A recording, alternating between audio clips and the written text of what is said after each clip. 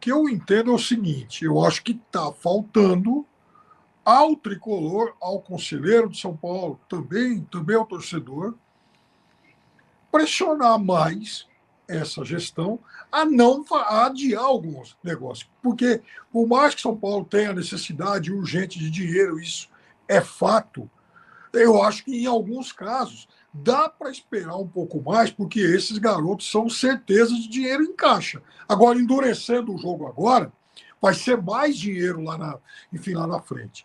E eu também acho que não se justifica o São Paulo, que trouxe o Rames, que trouxe o Oscar e tal, gastar tanto dinheiro com esse perfil de jogador, e aí, no meio do percurso, tem que abrir mão das suas joias. Porque daqui a pouco pode acontecer algo mais dolorido ainda para o torcedor de São Paulo. É aquela história do Flamengo começar a repatriar menino de Xerém. Daqui a pouco, o Flamengo, ou pior ainda, o Palmeiras, podem começar a repatriar esses garotos de Cotia. Sim. Ó, Pepero, só uma coisa, dessa lista, né, que você falou, a exceção do William Gomes, se você tirar o William Gomes dessa conta e somar todos os jogos todos esses meninos, não é que não dá 20 jogos, não dá 10 jogos, né? Esses meninos não jogaram na base. Então, isso também tem a ver, você tem que pôr os meninos para jogar. Um jeito de você valorizar é jogar, mais gente ver, né? É você saber qual é o potencial deles todos também. Isso não tem acontecido, né? Eu acho que falta tudo. Outra falácia também que acho que a Marília falou, que é uma coisa que às vezes passa despercebido. O São Paulo não gastou direito federativo com nenhum jogador. Isso não importa, porque se você pagar 10 milhões para um cara vir e 1 milhão de salário, qual é a diferença de você pagar 0 para ele vir e 2 milhões de salário, luva, direito de imagem, ajuda de paletó? Não faz diferença nenhuma para o clube, a despesa está ali. Então, o São Paulo não gastou nenhum direito de contratação, mas o São Paulo gastou esse dinheiro, né?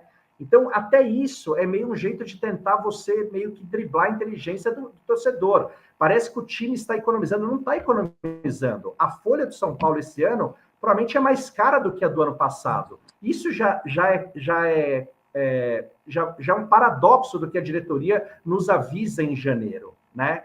Então, tem um monte de coisas que são mal feitas ou mal explicadas, ou que são feitas, por exemplo, quando o São Paulo, no começo do ano, fez, na minha opinião, acertadamente, uma lista ali de, por exemplo, emprestou o Eric da vida, emprestou o Michel Araújo, alguns jogadores para abrir espaço para os vinhos da base. Me parece ótimo com o momento da base subindo. Mas aí, quando você traz o Tapia, o Dineno, quando você traz esses outros jogadores, para que esses caras estão vindo? Rigoni. Para que esses caras estão vindo, entendeu? Então, você vê que é um negócio que não conversa com a ideia original. Quando parece que está indo para o lado certo, já vira para o lado errado. Parece uma grande bagunça isso tudo. Parece que, se der certo, vai ser mais por obra do acaso, né? A Dedé manda uma pergunta aqui, que é uma pergunta de temas que vamos debater hoje. Ontem a gente fez uma entrevista exclusiva lá no estúdio com 2 dos idealizadores do projeto da Safiel. Repercute muito hoje o evento que aconteceu ontem no Fluminense, né, sobre a captação de dinheiro e uma SAF que vai colocar 500 milhões, mas planeja 6,4 em 10 anos, são coisas muito diferentes, né, porque inclui os ativos e a arrecadação do time nessa época, mas o Fluminense trata dessa SAF, dessa transição do presidente virando o próprio CEO do clube. E aí a Dedé pergunta se você é a favor da SAF do Tricolor, Teco. E aproveito para emendar, porque assim, essa coisa da SAF do Tricolor é outra coisa que me parece ainda não transparente. Porque o que está sendo feito com a base em Cotia é praticamente um degrau para essa história. Primeiro ia ser uma parceria, depois ia ser um empresário, agora é um fundo que tem direito aos meninos, eu não sei quantos por cento, tem que investir 250 milhões, papapá. Mas a impressão que a gente tem vivendo no Brasil é que, assim, vamos acabar com a empresa para vendê-la barata. Mais ou menos isso. Uhum.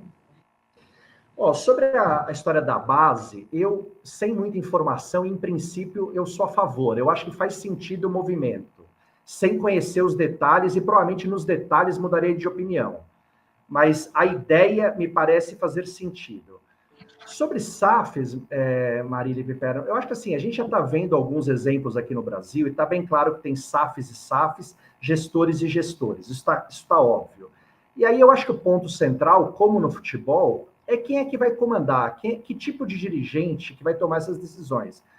Porque, por exemplo, quando eu vejo o que a Leila faz no Palmeiras, eu tenho a impressão que ela seria capaz de comandar um ministério no Brasil. Ela seria capaz de comandar qualquer coisa que daria certo. Quando eu vejo o que o Augusto Melo e que o Casares fizeram nos seus times, eu tenho a impressão que se a gente desse uma barraquinha de pipoca para eles, daria errado, entende?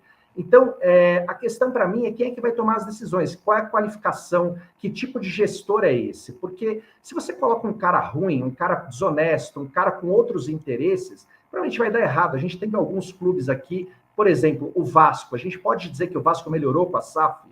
Acho que não sei, né? Não sei se melhorou.